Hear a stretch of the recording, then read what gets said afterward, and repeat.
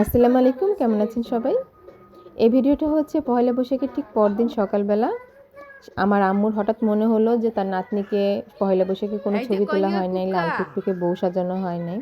তো যেই না তার এই কথা মনে পড়ছে তখনই সে কোথা থেকে যেন একটা লাল রঙের একটা ওড়না খুঁজে নিয়ে আসে, তার সেই রিশকে সে বউ সাজিয়ে নিচ্ছিল।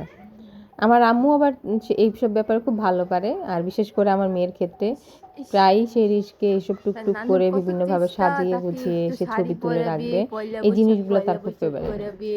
আর সেই রিসে তো ঘরের প্রথম নাতনি, তো তাকে নিয়ে তো সবারই একটু এক্সাইটমেন্ট বেশি।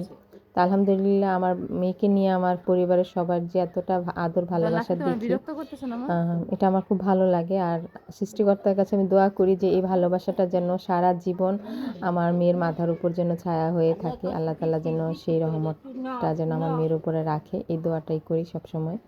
তো যাই হোক, এবার এর পিছনের কাহিনীটা বলি। যে এই যে আমার আম্মু দেখেন খুব সুন্দর করে লাল রঙের একটা ওড়না দিয়ে ওকে সুন্দর করে একটু গ্রামের মতো করে বউ সাজিয়ে দেওয়ার জন্য চেষ্টা করছিল এবং পারছিল। আর সেই দেখেন খুব বাধ্যগত নাতনির মতো তার নানুর প্রতিটা কথা শুনছিল এবং বিরক্ত কম করছিল। খুব সুন্দরভাবে তার নানুকে তার শাড়ি পরাতে সহযোগিতা করছিল।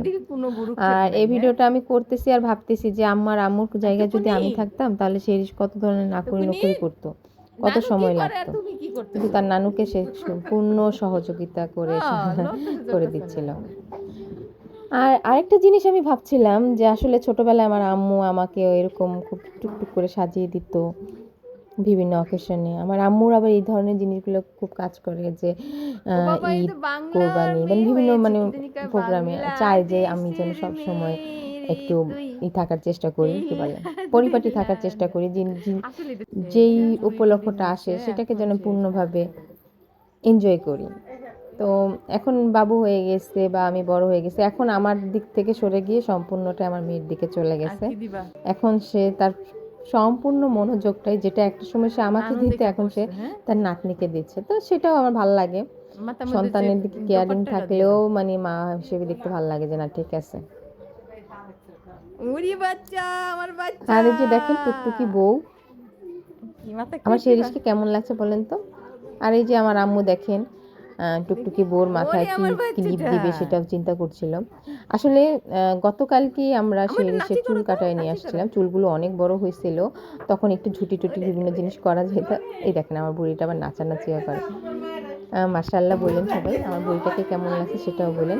তো যেটা বলতেছিলাম যে ওর চুলগুলো বড় বড় ছিল, কেটে দিলাম, কিন্তু তখন না একটু ঝুটি টুটি করা যেত, বিভিন্ন ক্লিপ টিলিপ লাগানো যেত। হ্যাঁ, তো আমি চাইছিলাম যে চুলগুলো অন্তত কোরবানির ঈদ পর্যন্ত থাকুক, পরে আমি কেটে দিব, কিন্তু সে দেশের বাবা আর শুনে নাই, সে কোলে নিয়ে বা মেয়েকে নিয়ে সেলুনে গিয়ে কেটে দিয়ে আসছে। তো এখন চুলগুলো ছোট হয়ে গেছে, এই জন্য ওই যে কিছু ক্লিপ লাগানো যাচ্ছে, আর কিছু নেই, লাগানো যাইতেছে না, এই আর কি। আর এই যে বউটাকে দেখেন, আমার মা কি করে ইচ্ছা মতো আমার মেয়েকে পাউডার দিয়ে দেবে। পাউডার দেওয়াটা তার একটা এর মধ্যে পড়ে। ছোটোবেলায় আমাকেও ধরে ধরে এরকম বড় করে একটা কাজল দিয়ে বড় করে একটা টিপ দিয়ে দিত, আর ইচ্ছা মতো পাউডার দিয়ে দিত। এখন আমার মেয়েকে শুরু করছে। আর টুকটুকি বউ দেখেন, ও তো কি জানি একটা খাইতেছিল, ওইটার দিকেই ওর মনোযোগ, ওটাই টুকিয়ে খাইতেছে ওইটার দিকেই। আর ওর নানু জোরে কি করতেছে, ওর সেদিকে খুব একটা পাত্তাও দিতেছে না। তো হাতে দেখেন চুড়ি পরছে, এই চুড়িগুলো আবার সে রিসের সেই রিসের মামুনিকে গিফট করছিল।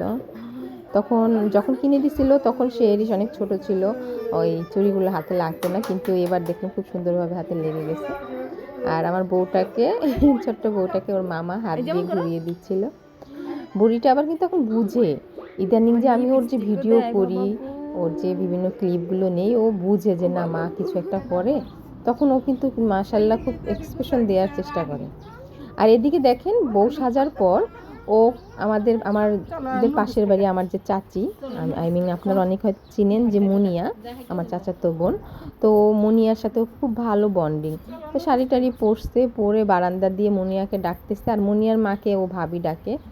এই ডাকটা ও নিজে থেকেই ডাকে, আমরা কি বলি নাই যে তুমি ওকে ভাবি ডাকো, আমরা তো নানু ডাক শিখেছিলাম, কিন্তু ওই যে আমার আম্মু মুনিয়ার আম্মুকে আমার আম্মু ভাবি বলে ডাকে এবং দুজন দুজনকে ভাবি বলে ডাকে। তো এটা আবার শেহরিশ খুব ভালোভাবে অবজার্ভ করছে, আর এরপর থেকে শেহরিশও মুনিয়ার আম্মুকে ভাবি বলে ডাকে।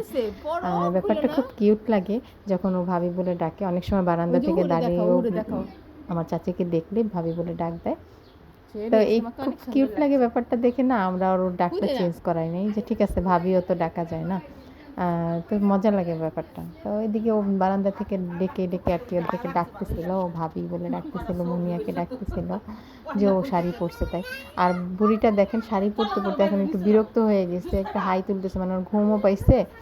আর এতক্ষণ খুব ভালোভাবেই খুব ছিল শাড়ি পরে, এখন আর ওর ভালো লাগতেছে না, ও আর শাড়ি পরবে না। শেষে তো পাগলের মতো এলোমেলোভাবে ও শাড়ি খুলে ফেলতেছে, এই অবস্থা। তো আম্মু আবার বলতেছে যে তাড়াতাড়ি করে ছবি তুলে ফেলো, তারপর খুলে ফেললো, সমস্যা নেই। তো এই যে দেখেন টুকিনি বুড়িটা আমার এখন আস্তে আস্তে ওর মাথা গরম হইতেছে, ও রাখবে না। তো অনেক কিছু ভুজুং বাজুং বুঝ দিতেছি যে তুমি এটা পরে থাকো, তোমাকে এটা দিব ওইটা দিব। এই ভুজুং ভাজুং বুঝ দিয়ে ধরেন কিছুক্ষণ আর কি রাখছে, আরও কিছুক্ষণ। এই যে আম্মু বলতেছে যে তুমি শাড়ি পরে থাকো, তোমার আমি জুস দেবো। ওই যে হাতে জুসও দিয়ে রাখছে। তো পাকনি বুড়িটা আবার যতক্ষণ হাতে জুস ছিল, মানে জুস খাওয়া শেষ হয়েছে, ও শাড়ি খুলে ফেলার জন্য পাগল হয়ে গেছে। তো আমার পাকনি বুড়িটাকে কেমন লাগছে একটু প্লিজ আপনারা কমেন্টসে জানাবেন।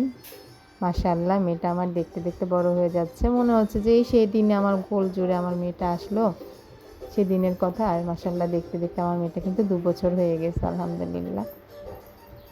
তো অনেকে জানতে চাইছিলেন যে শেহরিশ আসলে ওর বয়স কতটুকু। তো বর্তমানে এই যে এই ভিডিও করার সময় আমার মেয়ের 2 বছর কমপ্লিট হয়েছে, আলহামদুলিল্লাহ। দোয়া রাখেন।